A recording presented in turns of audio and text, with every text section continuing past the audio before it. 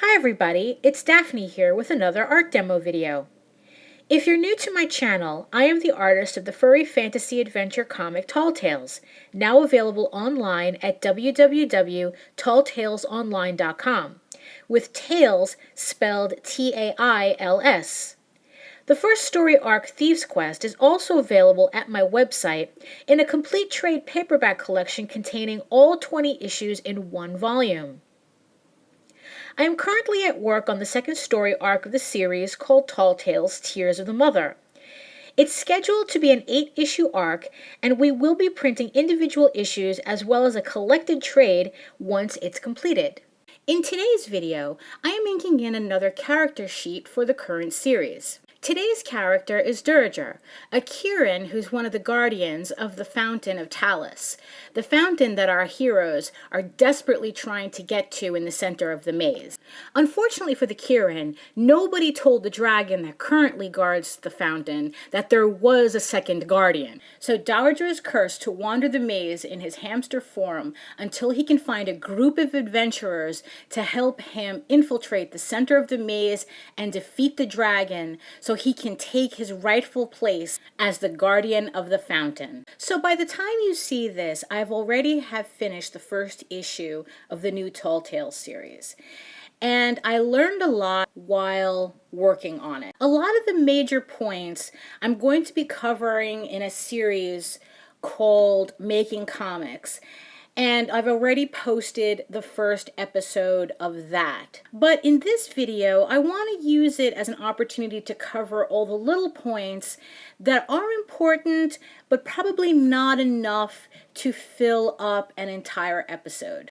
So today I want to talk about being slow and steady with your work. One of the things that is very easy to get wrapped up in when you're doing comic book work is the idea that the faster you do the work, the better. Now, if you're working for a professional company, then it might be good for you to be able to do that, to finish your work as quickly as possible, just so you can meet the deadlines that they set. But if you're self-publishing, it's very easy to go one of two ways when it comes to doing your own comic. One is you just do the pages whenever you feel like it, which means you end up producing an issue a year.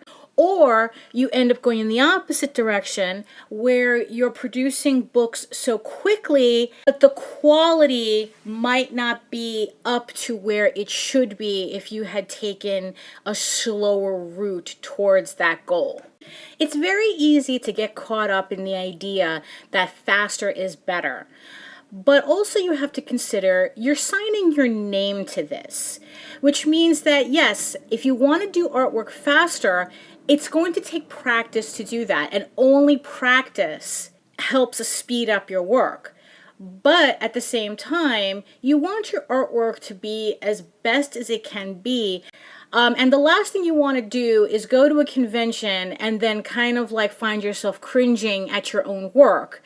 Because, well, yeah, you have all these books out, so you have the illusion that you're prolific, but the artwork is probably not something that you're proud of. I'm a novice runner, and the one thing that frustrates me the most is not being able to get faster than the time I have now.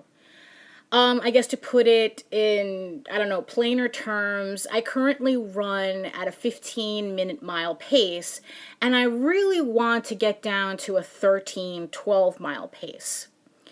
Well, the funny thing is that there's a lot of parallels between training to run and working on comics.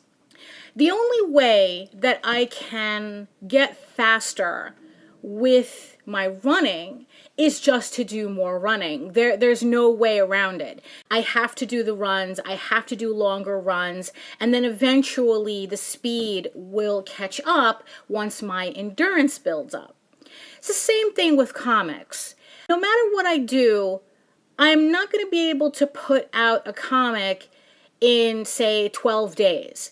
I mean, if I really made a garbage effort, I could, but it would definitely not be a book I would want to show anybody, much less, want to publish it. The only way I'm going to get a book out faster is just by putting myself on a schedule, following that schedule, and just doing the work and building up my endurance doing the artwork until the speed catches up with me. You can't just do one page and then take a couple of days off. You really have to make an effort to do some kind of work on your comic or your artwork in general every day, building up your skill and your endurance on that skill. It's very easy to look at other artists and say, oh, I have to be like them now. And that's kind of the worst thing you can do for yourself. I mean, it's like the saying, don't compare your raw footage to somebody else's highlight reel. So the last thing you want to do is compare yourself to another artist and say, hey, they can do this in X amount of time. I should be able to do it, or I have to be able to do it in X amount of time. Well, the problem is that you don't know what they had to do to get to that point. And you're trying to pretty much take a monster step that skips steps that you can't afford to skip. So you're better off, pulling back, looking at the work that you're doing, take a good hard look, a realistic look as to what you can accomplish, and base a new training program on that. So if you watch my Making Comics video, specifically the one about scheduling, you will learn how to set yourself up so that you can train yourself. And with me personally, I gave myself a 4-month deadline and found out that I could actually get a comic done in 2. But at the same time, I don't want to celebrate that because there's still a lot of work to be done to complete that first issue, even though the pencils and the inks are done. And I don't want to end up inadvertently sabotaging myself by cutting down my schedule for the next book. But in the end, just like with my running, I have to be patient. I have to do the work. I have to do the practice, and that's the only way I'm going to get to where I want to be. There is nothing wrong with being slow and steady. It's like the rabbit and the tortoise. It's slow and steady that wins the race, and it's slow and steady that's going to get you to where you need to be with producing your comics. So I hope you found this video interesting and informative.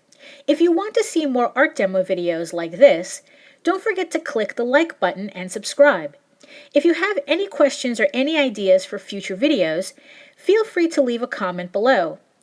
If you want more information about Tall Tales or any of my other artwork, including how to commission your own custom art from me, links are also listed down below.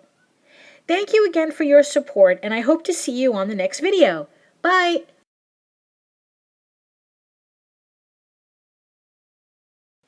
Recently, out of curiosity, I tried adding up all the comic pages I have done over the years. Not all of them Tall Tales related, since I did other comic shorts as well.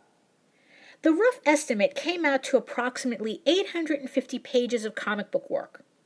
Divided by the length of time since I started, this averaged out to be approximately 1 page every 9 days. Oh, that's not too bad, right? That actually sounds like a somewhat decent